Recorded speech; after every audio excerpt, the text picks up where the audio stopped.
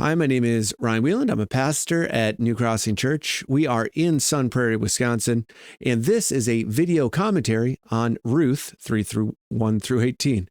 If you want to check out the other videos or join us for church, you're more than welcome. This is meant to accompany our sermon series in the book of Ruth. That is enough dilly-dally. Let's grab our Bibles and jump right in. All right, up to this point in the book of Ruth, we've seen that Ruth and Naomi became poor, destitute widows because they both lost their husbands. Ruth was married to Naomi's son, and Orpah was married to Naomi's son, and everyone lost their husbands. Ruth and Naomi stayed together. They traveled from Moab back to Bethlehem, and they've really had a hard go at it. But things seem to be turning around when Boaz enters the scene, providing way more abundantly than they could have asked for or imagined. And after all of that abundance and provision, this is where we pick up our story in Ruth 3. So we read Ruth 3 in verse 1. Then Naomi, her mother-in-law, said to her, "My daughter, should I not seek rest for you, that it may be well with you?" So the first thing to notice here is that Ruth is seeking rest.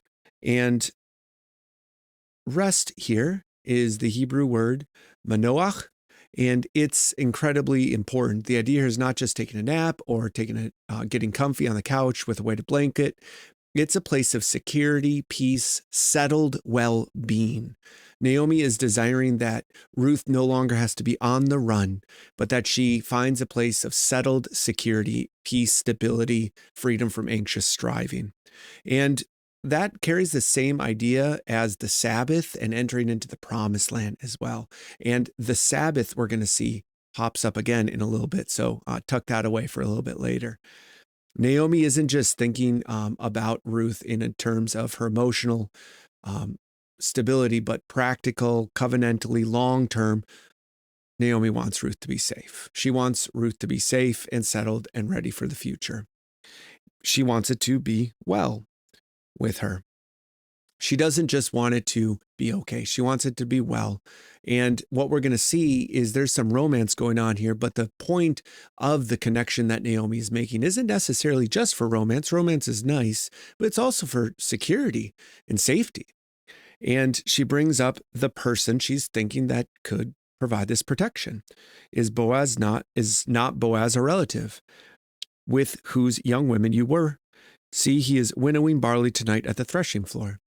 Naomi is reintroducing the concept of the kinsman-redeemer. In verse 2, we see that Boaz is the redeemer that has love for Ruth and Naomi, really directly related to Jesus, who has, as the redeemer, has love for the world.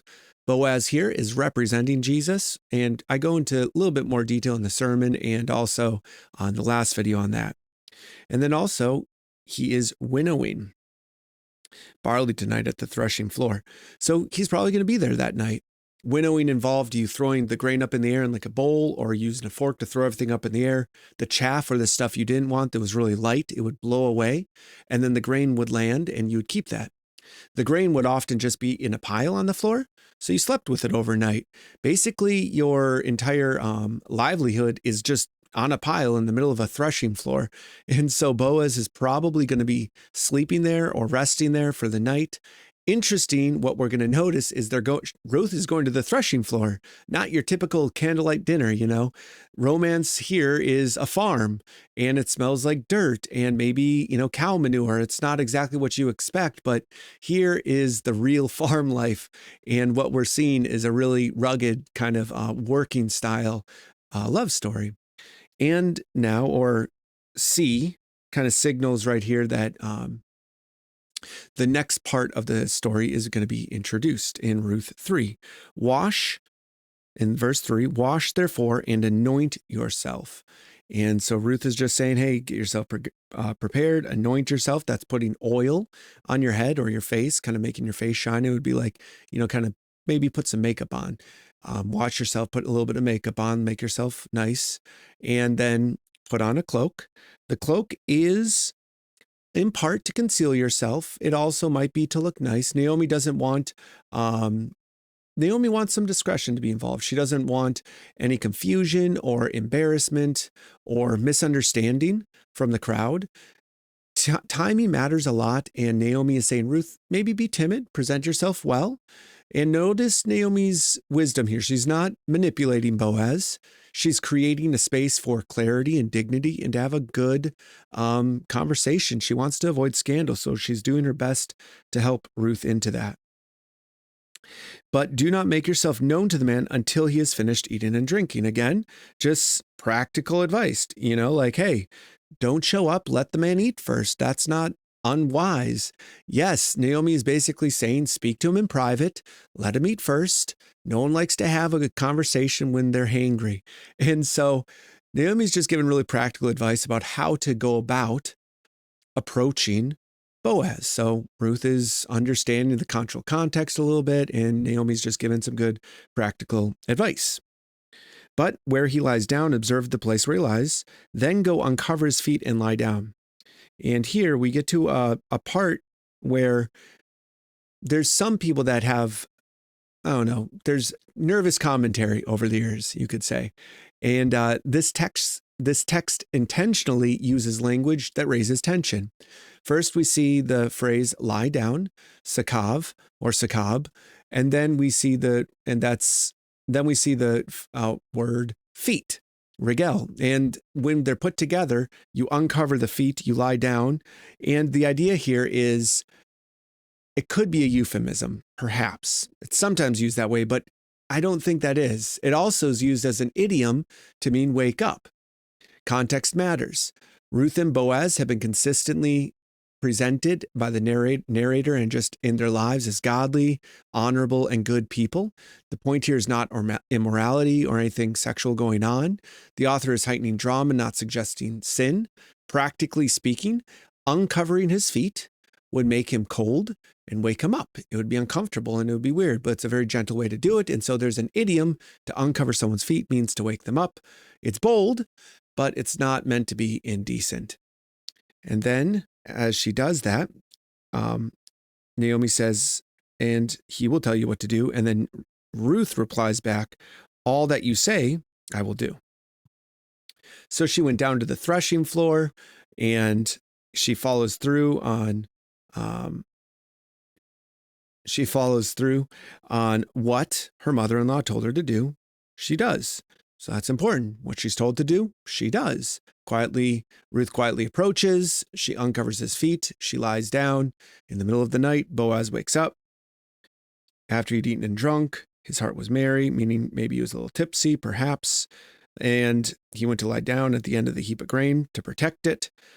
And again, Ruth came and uncovered his feet. And then he woke up. And then Boaz was startled. Genuine jolt of surprise. There's this person laying down at my feet, and he turned over, and behold, there's a woman laying at his feet. Holy moly, what's going on here? He said, understandably, who are you? And then she replied back, I am your servant Ruth. And then Ruth says something pretty cool. She harkens back to what the blessing that Boaz had said over her. She says, spread your wings over your servant, for you are a redeemer. Few things here. The word for wing is kanap or kanaf. And back in chapter 2, as Boaz prayed that Ruth would take refuge under the wings of the Lord. And so Ruth is reminding him that he said that. And then also reminding him that he is her, Naomi's redeemer, tying directly to Jesus. Jesus spreads his wings over his children. Praise God for that. I love that Jesus protects us and loves us that way. And then Boaz says back, may you be blessed, my daughter. Again, there's this fatherly tenderness there. It's not strictly romantic. He's trying to protect her and call her daughter. And this last kindness is greater than the first. And this is a really big statement. He's blessing her. He's invoking God's favor on her and saying the word chesed. So again, if you were to keep track of some of the big key ideas here, there's a lot of them all showing up right in this area. Spread your wings over me. You are a redeemer. And then Boaz says, blessed be you. The Lord is showing me chesed through your actions. A lot going on theologically in verses 9 and 10. Whether poor or rich, you've not gone after the young men. And Boaz is saying is, wow, I am so thankful that you chose me. And the word chesed here is kindness. We've talked a lot about this. This is covenant love that is deep, that is rich, that is based on a choice, not a feeling. Now, then Boaz says, now my daughter, do not fear. I will do all that you ask, for my fellow townsmen know that you are a worthy woman. And chayil, the word worthy here, is important because earlier in the book, Boaz was a worthy man. And if you want to remember it, chayil are people who are worthy.